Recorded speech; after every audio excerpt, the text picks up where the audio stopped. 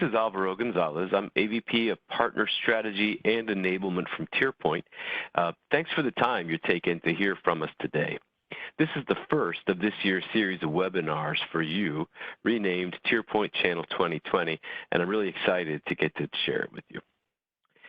I get to speak with hundreds of partners every year, and one of the most consistent things they tell me when we talk about TierPoint, about wins and skills is, I knew that you do some of these things, but I had no idea that you can do all of these things. This happens consistently enough that it makes sense to take a few minutes for those of you who know us well, and those of you who maybe don't know us well, to do a quick overview of who TierPoint is and what we do. So we are a data center, cloud, and managed services company serving 5,000 clients across the nation with 40-plus data centers in 20 cities from coast to coast. We have a comprehensive solutions portfolio. We'll touch on this more in just a minute. But in particular, one of the things of interest to us today, talking about hosted private clouds, and this is something that we can deliver out of all 20 markets that we have data centers in. Multi-tenant cloud that we operate for people in addition to reach into Azure and AWS, but multi-tenant cloud business also is really important to what we do, especially for our disaster recovery as a service market. But this is something we do out of 10 cities. We're actually just under 1,000 employees, a privately held company with proven leadership that's been with us for a long time and has consistently delivered both a great experience for customers and superior performance for their investors. It's a really excellent place to be.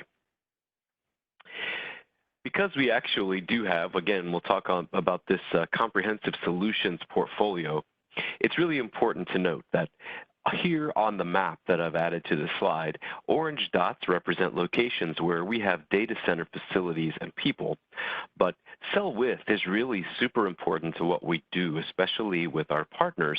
And for that reason, the gray dots that you see on the screen there represent places where we have sellers but not facilities. So the idea is, in the gray dots here as well, we are able to go in places where we don't have facilities with you to go work on opportunities together so that we can win and be valued because we are giving value to our mutual customers.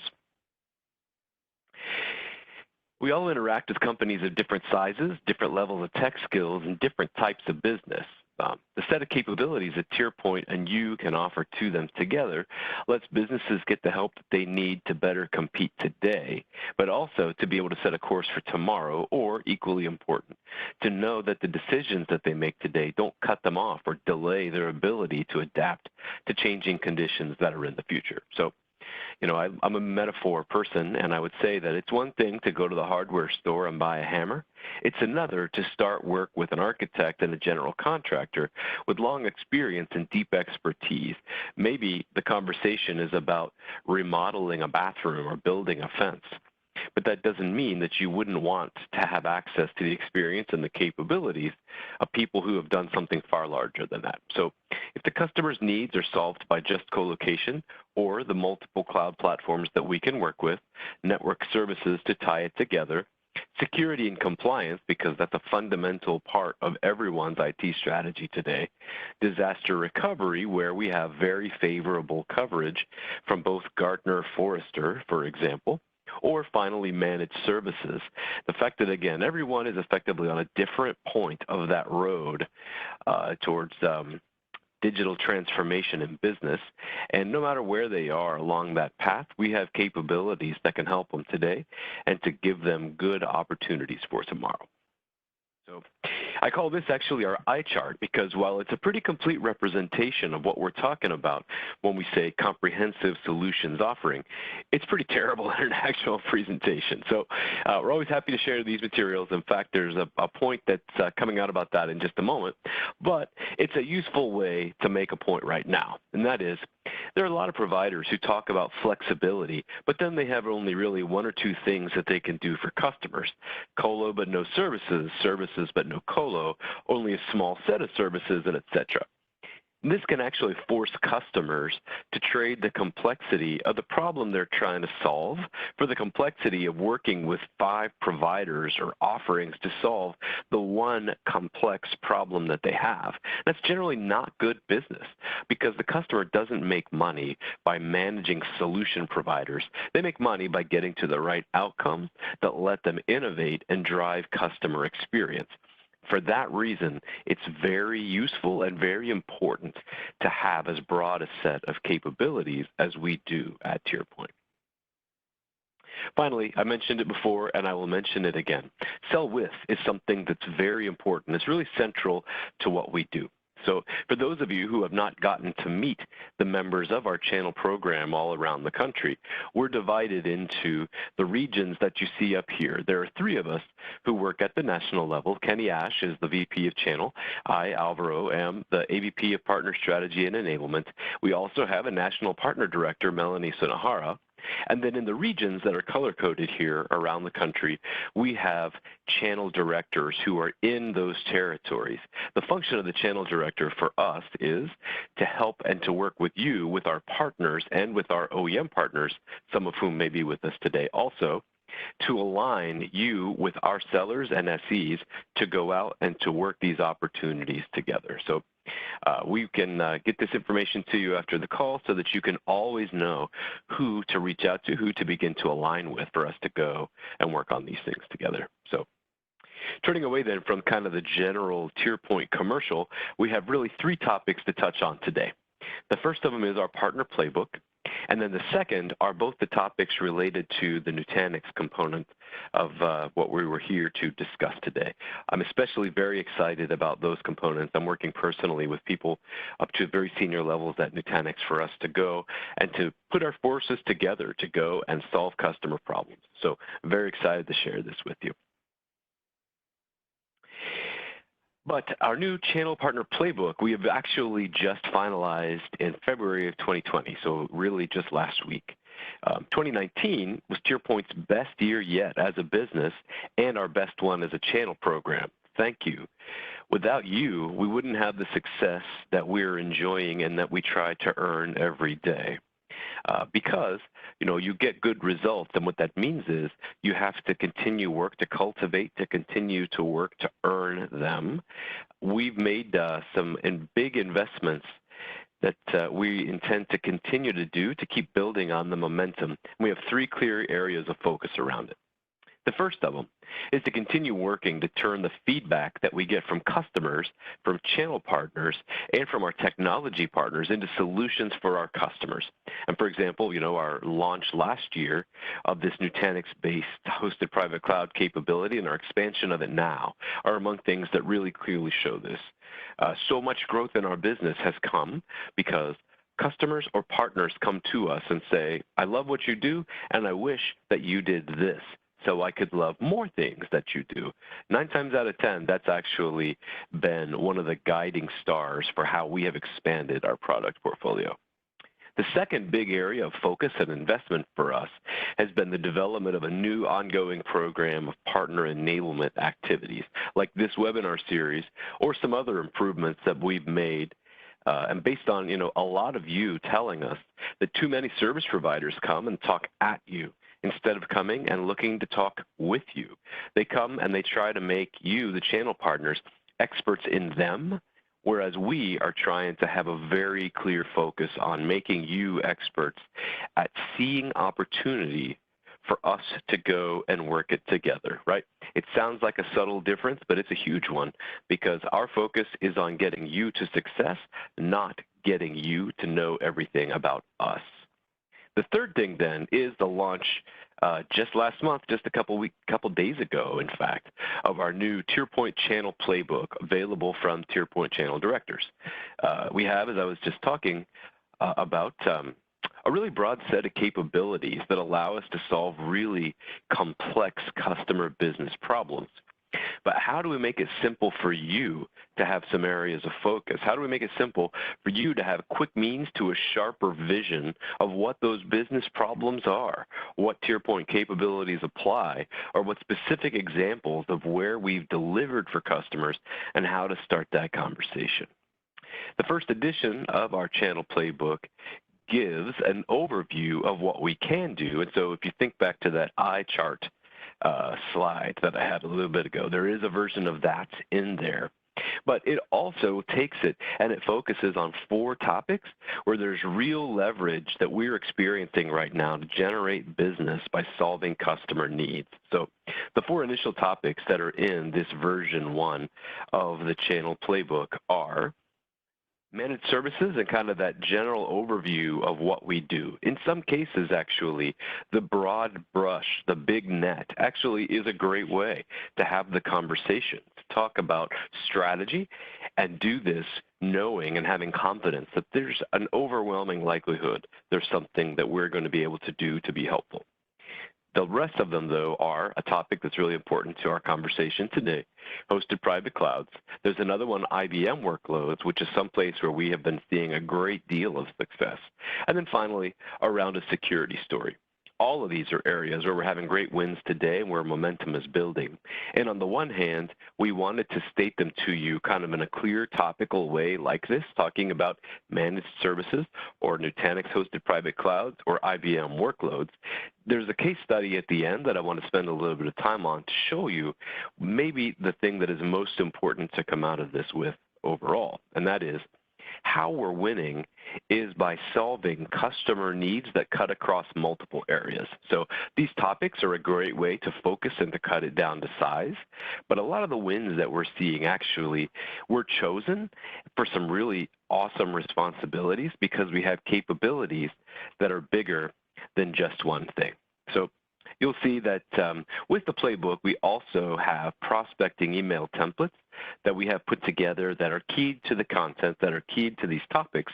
And the idea is, of course, you can take them and use them immediately to start conversations that could lead to opportunity. So contact your channel director or any of us at TierPoint to get a copy of all these materials.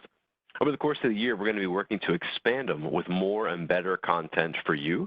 But the pre-release people who have seen this have given us very good feedback about the playbook, and so we're very excited about it.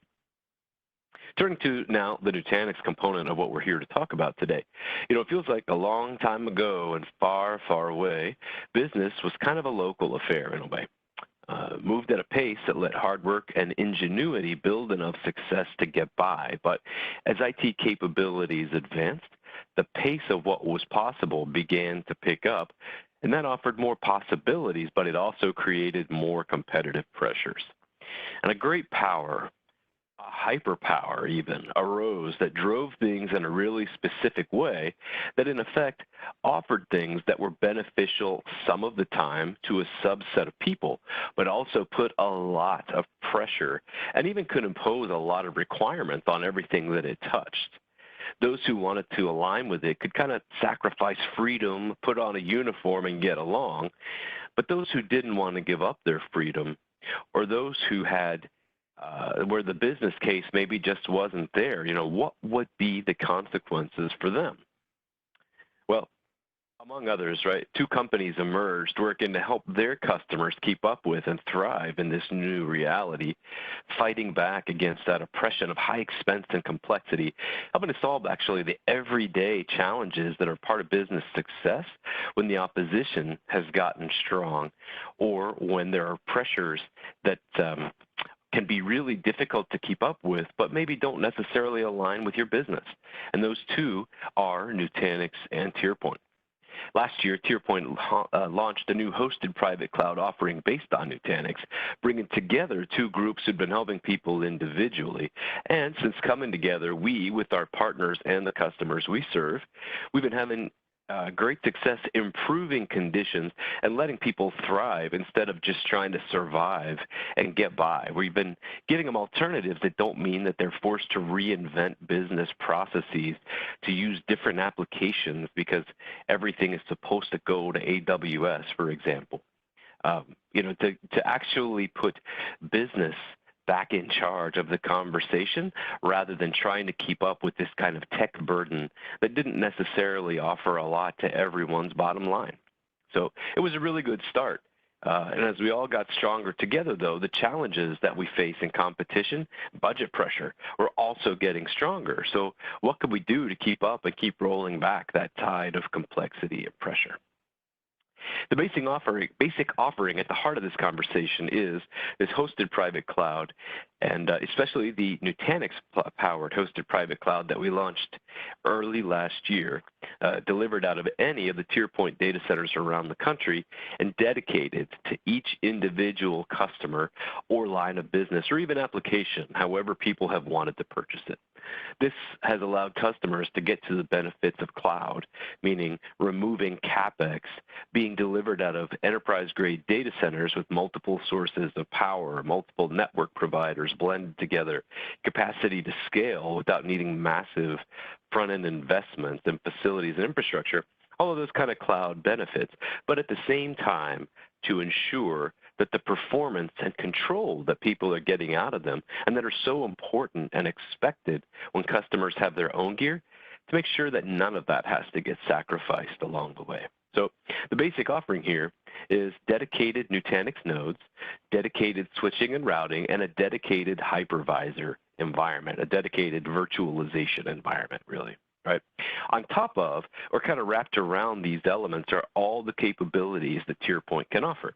Co-location space to house existing customer gear. You'll often see that, for example, around backups, like data retention that needs to take place. But it can be managed security. It can be managed operating systems or applications or other things, or, as is going to turn out to be significant here today, access to other computing platforms like IBM iSeries or Z-Series. There's a pretty long list of possibilities. When we first launched this offering, though, customers could choose VMware as their hypervisor to either have TierPoint manage it or manage it for themselves, or they could access Nutanix's Acropolis hypervisor, or AHV, as they call it, to manage it for themselves.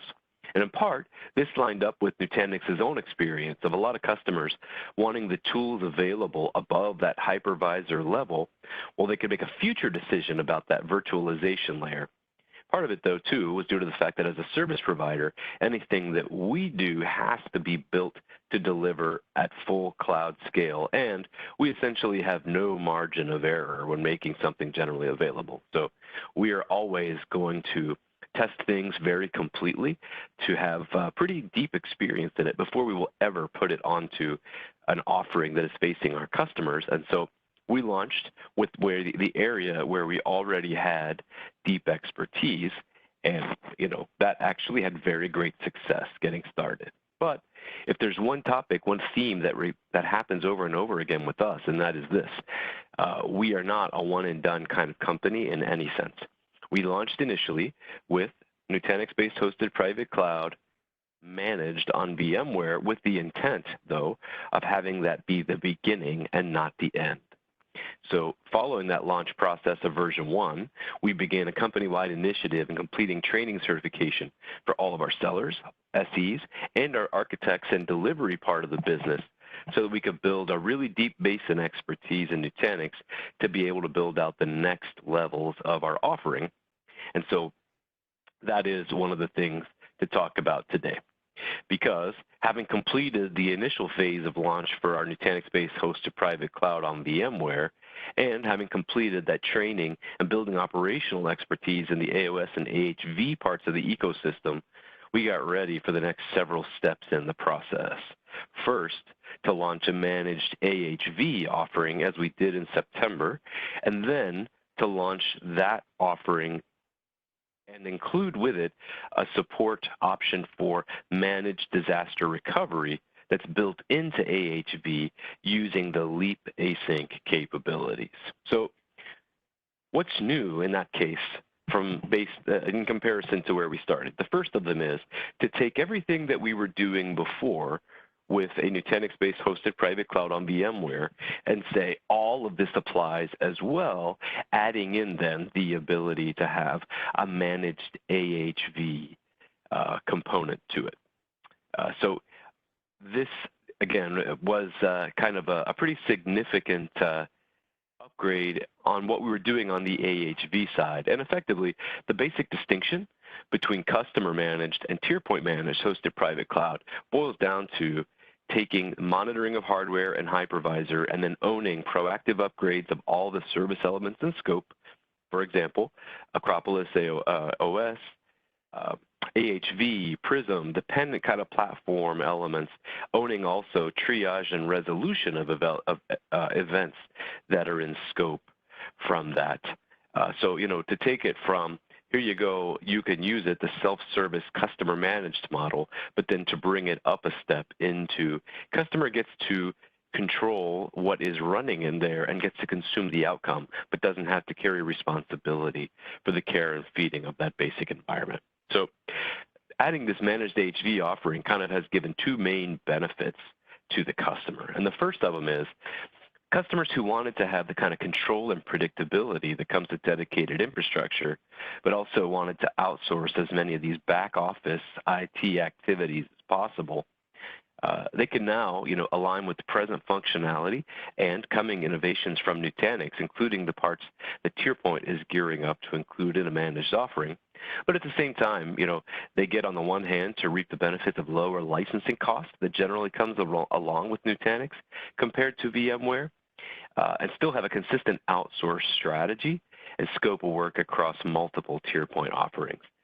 That's a big mouthful, but we see it a lot. And effectively what it means is more and more customers have realized that hosted private clouds in this sense allow them to have all of the control that they want, but to not have the capital expenditure, and also to have a consistent way that parts that would include use of time for expensive internal IT headcount for them get focused on things that add value to the business instead of things that are keeping the lights on. A lot of people actually are quite invested in that strategy, as you have probably seen for yourself. But the second of these benefits is that us bringing forward the managed AHV available as part of this TierPoint Hosted Private Cloud offering, this unlocked the door to reach the next enhancement on our Nutanix roadmap, and that is incorporation of AHV-based capabilities into our otherwise really strong disaster recovery as a service offerings. I could kind of back up and say the first one allows people to bring the value of Nutanix to TierPoint. And the second one, I could say the opposite, to say that allows people to bring the value of TierPoint to Nutanix. There's some additional detail around what this set of enhancements brought along. Managed Nutanix hosted private cloud from TierPoint also does include, now for both VMware and for AHV, native encryption at rest, deduplication for storage. We now also are supporting hybrid nodes in addition to the all-flash things that we did at launch. So effectively, this managed AHV offering brought AHV itself into scope, and at the same time brought additional capabilities even into the version 1 offering that we had around managed Nutanix that used VMware. And ultimately as well, this release of our offering allowed capabilities to have Nutanix environment in both a VMware or AHV, and to have a turnkey strategy to use it for both production and disaster recovery use cases. So getting into that a little more deeply then, cloud-to-cloud recovery powered by Nutanix, what is it? This is a disaster recovery as a service solution based on native Nutanix technologies for replication and for DR orchestration to be used with TierPoint managed hosted private cloud in the recovery environment. The initial productized use case that we have for this is in cases where there is a customer managed production source, and theoretically as well, this could be in a third-party data center, right? Customer managed simply means the customer is driving the boat on this, looking to have protection in a TierPoint managed recovery environment. That would be the target. This is the initial assumption. It also assumes today that the customer source environment is running AHV on their side. The TierPoint environment that will be the target for this disaster recovery offering will be running AHV. We're using the asynchronous replication scheme that is baked into AHV right now. This is part of that set of functionality that is actually Leap And so the out-the-door integration that we're offering is based on the asynchronous replication scheme. So RPOs are an hour generally as the floor. And part of that is a function as well of network bandwidth between the target and the source environments. But this is using the LEAP advanced orchestration offering, not just the replication only. It is a significant distinction because effectively this allows us to participate deeply but quickly and accurately in recovery or testing whenever the customer needs it.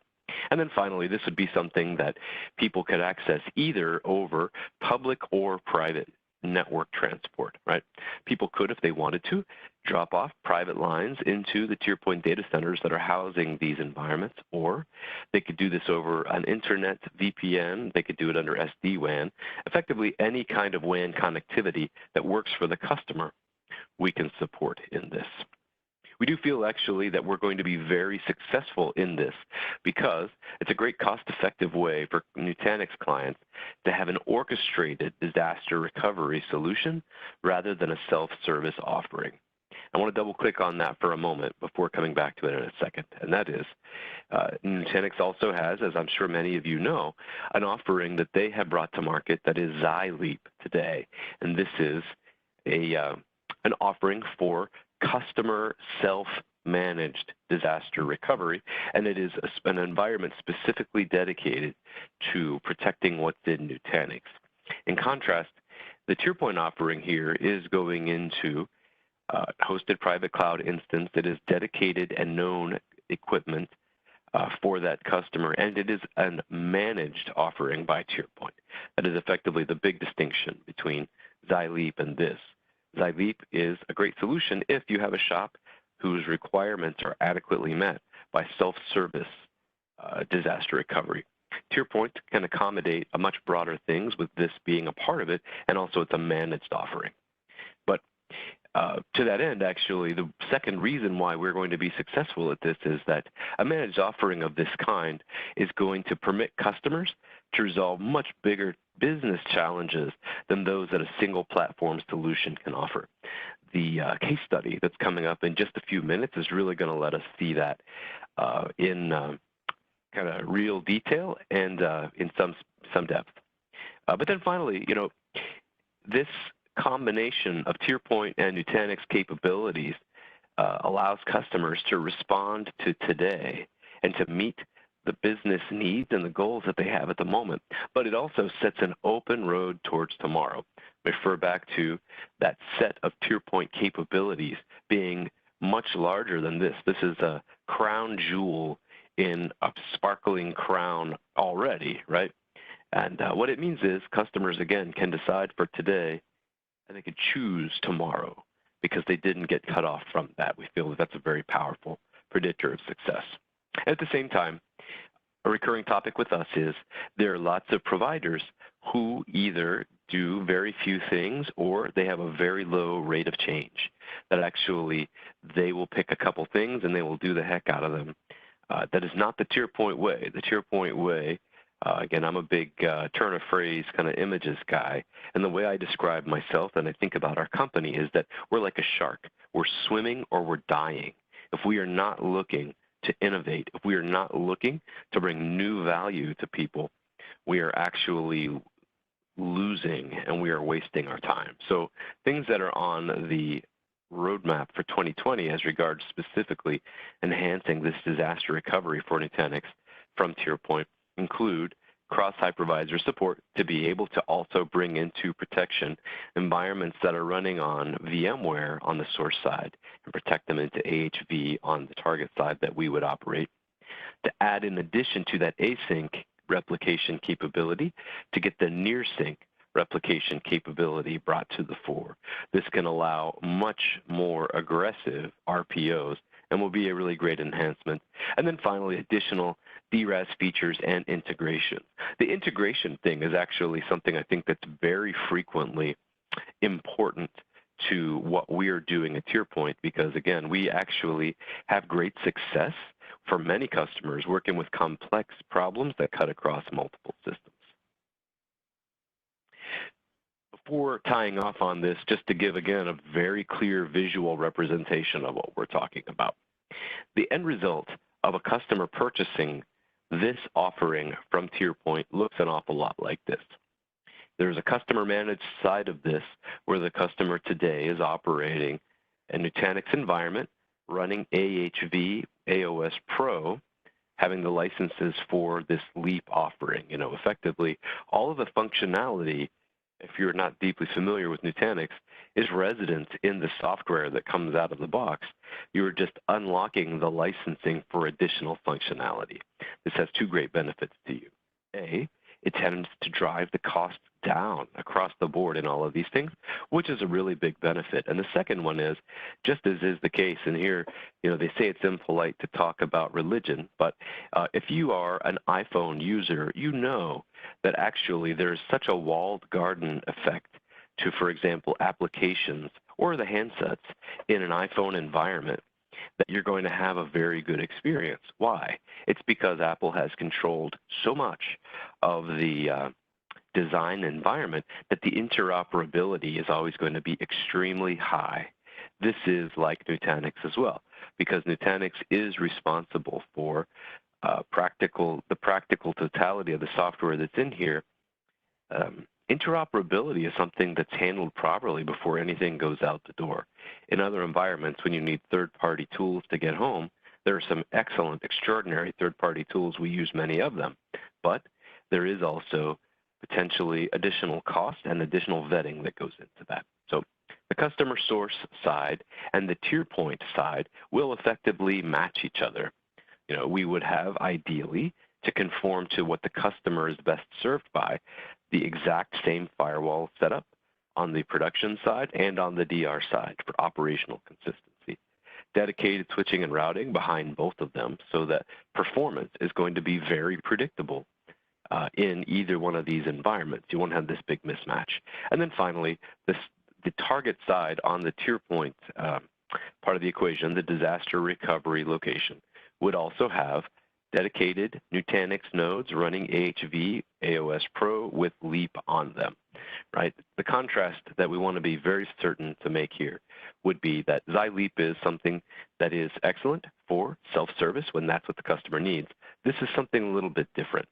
I also want to point out that, again, putting these elements into the TierPoint side of the equation here means that all of the rest of the suite of services that TierPoint offers are also A, in scope, and B, in all likelihood, local to where this environment is. It's a very significant difference. So how do we uncover these opportunities? Tried to have something of a Star Wars-y kind of theme into this. And ultimately, how do we identify these opportunities? Well, it's simple. You ask questions, right? Having anyone talk about change, we want them to sort of rebel against their current situation. We are asking them to make a change. And so the questions are important. I will say as well that many partners, this is an ongoing conversation I've had with many people, say to me, just give us the questions, just give us the specific questions that we should ask. What I find actually, and this was my experience as a seller also, is that if I give you questions, or if you give me questions, and they don't sound like me, or you give me questions that expose me to topics that I don't know how I'm going to interpret or even understand what the answer is, chances are people aren't going to ask the questions, right? So if on the one hand, it's true, like my title here says, if you don't ask, the answer is no. On the other hand, here are some example questions that you can ask, but ultimately, this is really primarily a business conversation. And so you should take these questions and really map them to your own words. But some example questions for Nutanix and TierPoint customers would be, how important is transformation of your existing IT strategy to your plans and business, right? We're talking about change inherently in this. So how important is transformation to your plans? Are you looking for an alternative to VMware as your virtualization platform? VMware has for a long time been the biggest game in town around virtualization And, that's not without merit. But there are also people who are always looking for alternatives. And this is an excellent one. If you look at Gartner, in fact, the two platforms in hyperconverged infrastructure that are the leaders by a country mile are ones that include either VMware functionality or Nutanix functionality. So are you looking for an alternative to drive some cost out or for different functionality? If so, gosh, we have a fit. What does your technology roadmap for the next several years look like, and what's in your way? For existing Nutanix customers that are not, associated with either one of us yet, some of the questions would be how you're handling disaster recovery for your existing workloads on Nutanix under VMware or AHV today, right? We know you're a Nutanix customer, and that's excellent. Lots of people are. How are you handling disaster recovery on it? This is a question that can have a lot of good answers for you. And, it's a question that I think generally you can turn to business very quickly, which I think generally is what we want to do. Does your environment have many workloads that are outside of your Nutanix infrastructure? Are you having to face a split DR strategy? An area that's mentioned this a few times now, we've seen really great wins this year has been people who have x86 workloads. Nutanix is a sensational fit for these. They also, though, have IBM workloads running some important line of business applications. It's very costly and difficult to get away from them.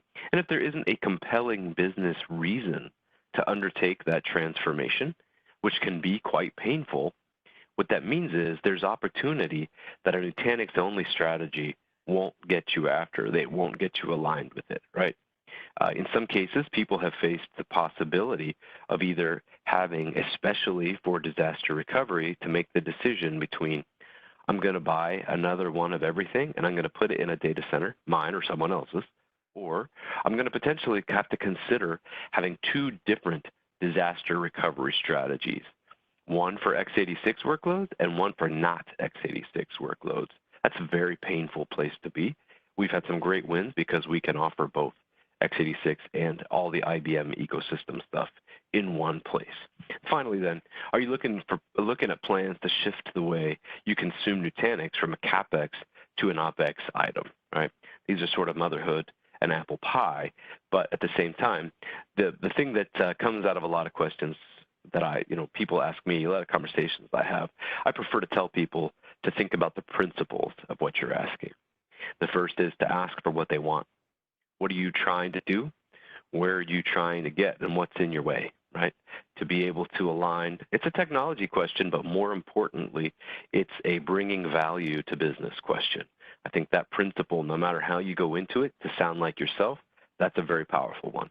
The second one I would say is to ask people what they fear. This is one as well that, for example, the disaster recovery conversation fits into very, very well. There have been so many cases in the news of people who've had significant downtime and the consequences of that. And the downtime can be for lots of different reasons, but that's something that I think is very present on many people's minds. But at the same time, because historically disaster recovery has either been very expensive and very labor intensive, or just very expensive, or just very labor intensive. That's not an awesome set of options. People generally have not had preparedness to the degree that they need to, and they know it, right? So what's the fear? The fear is something bad is going to happen, and the fact that I never had enough funding to do DR properly is going to bite me. And then the final thing would be, what do they need? In many cases, I touched on this before, in the case of IBM, it's not the only example, but it's a good one, of people who have some parts of their business, some line about business applications that are running on very specific infrastructure. And this is the case with IBM, where it's very important, it's very costly, difficult, and expensive to platform off of it. But at the same time, the skills of the people who can work with and on that infrastructure are hard to find. There are fewer people than there used to be who can support this. So what do you do?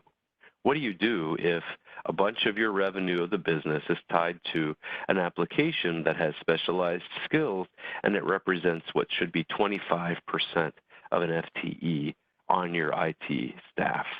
How do you handle that difficulty, right? Do you have to make sacrifices elsewhere? This is a great conversation. Security fits into this as well. To ask what they want, what they fear, and what they need, and however you form that up to what you're doing. Those are really the principles we should be after. An example to illustrate all of this, we had a key win actually just right at the end of last year. This closed on December 31st. And there was a conversation about disaster recovery preparedness RFP that was coming around, and a TierPoint partner who had historically served the network side of the business principally at this company got wind of it and had an opportunity for us to work on it together. So because this organization had this is a very considerable business outfit, as what they bought will, I think, help you to understand. But controlling IT security and compliance risk was a very high priority. This had a financial services component to it, and it had customers, which means that they have a lot of personally identifiable information, which is very valuable. You need it to serve them, but you have big downside if you have uncontrolled access, if you have a breach, if you can't operate without it. So very high priority. In this case as well, this was a not-for-profit organization who was coming out of a somewhat lengthy contract with their incumbent provider.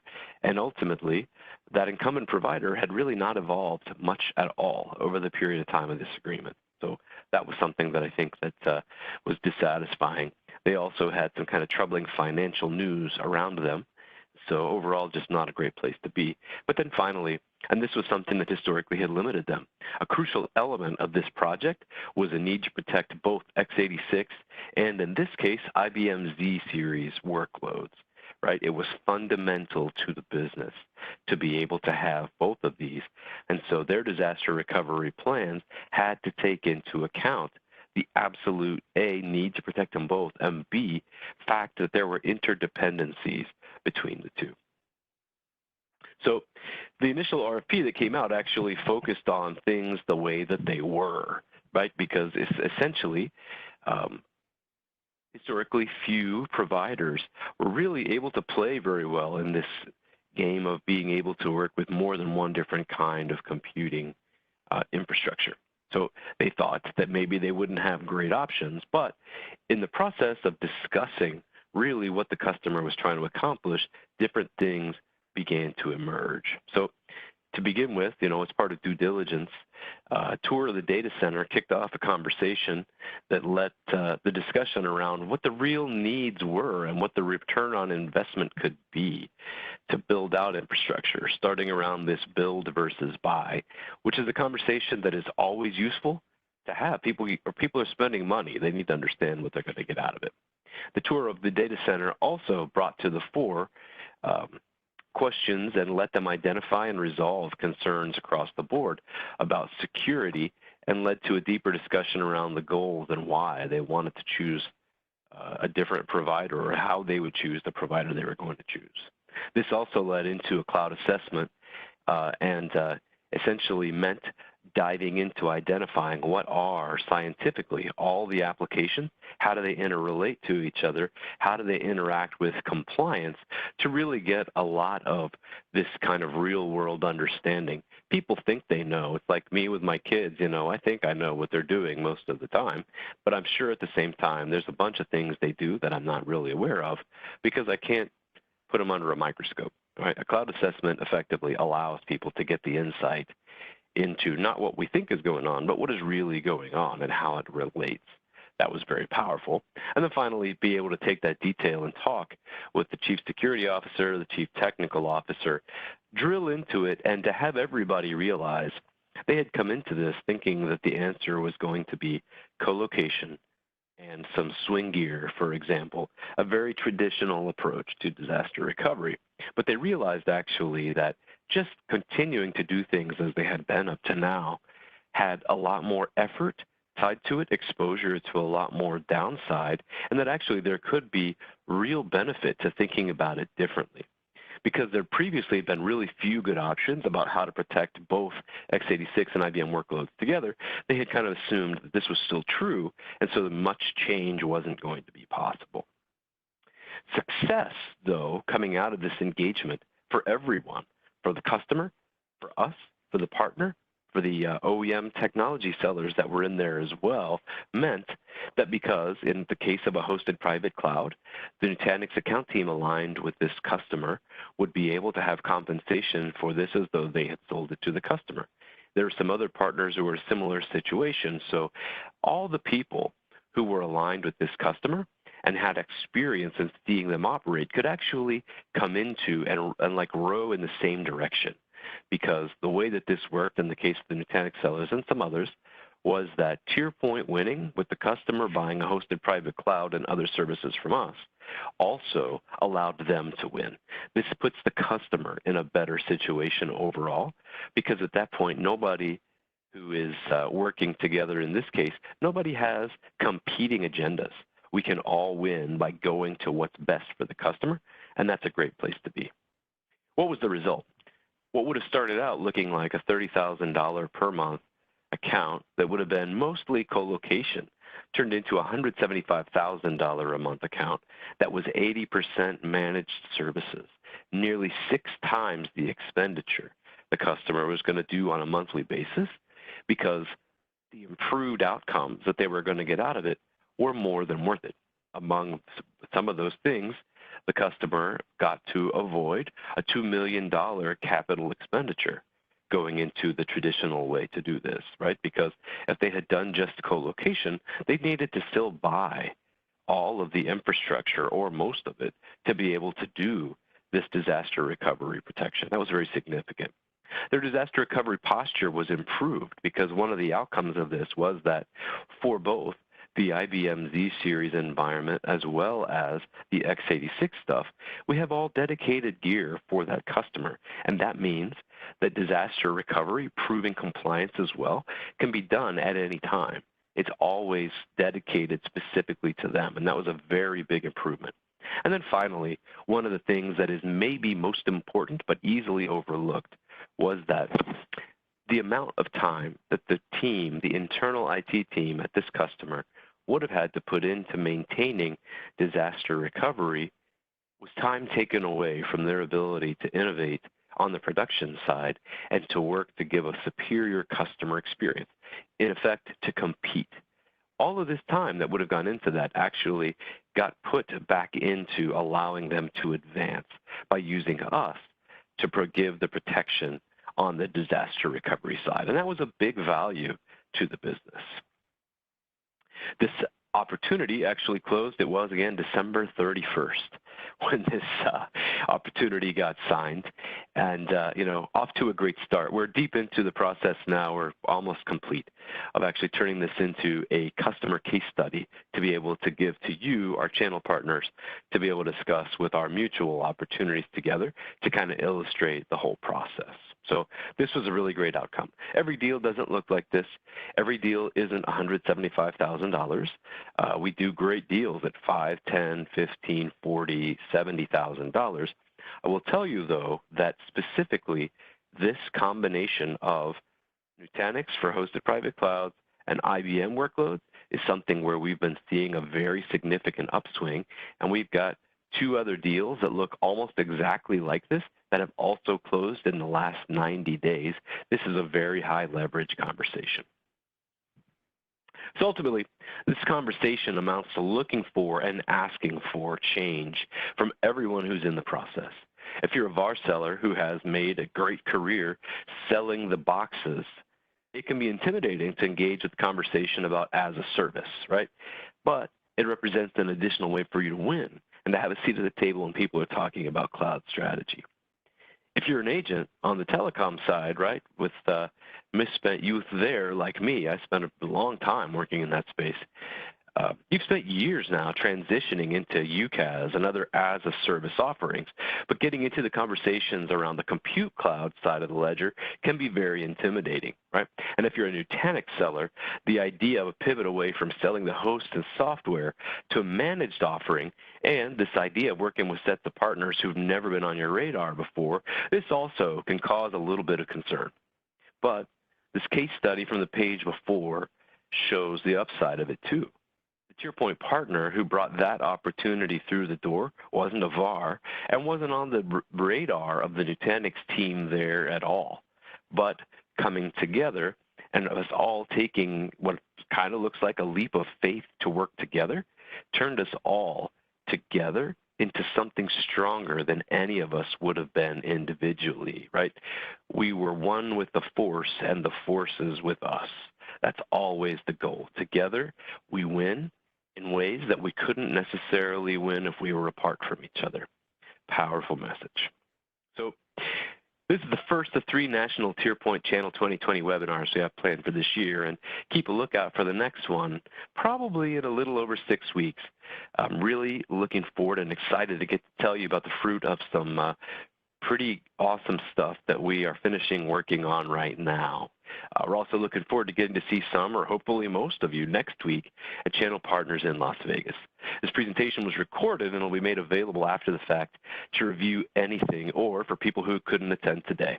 And of course, we're always here for you. Reach out to your channel director, to Kenny, or to me with any questions that you have about this or anything else. And that is going to wrap it for today. Thank you.